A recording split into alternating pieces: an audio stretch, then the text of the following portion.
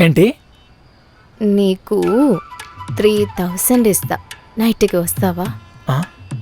మీరు సరిగా చెప్పట్లేదా లేకపోతే నాకు సరిగా వినిపించట్లేదా?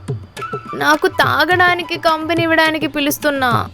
హ, అచ్చా దానికా? నేను ఇంకేదో అనుకున్నా. వస్తావా రావా? వస్తా పదండి. ఆ,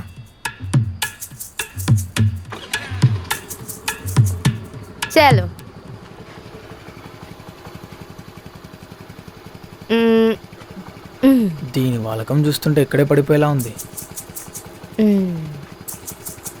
దా. ఇక్కడ ఫ్రెండ్స్తో ఉంటారా?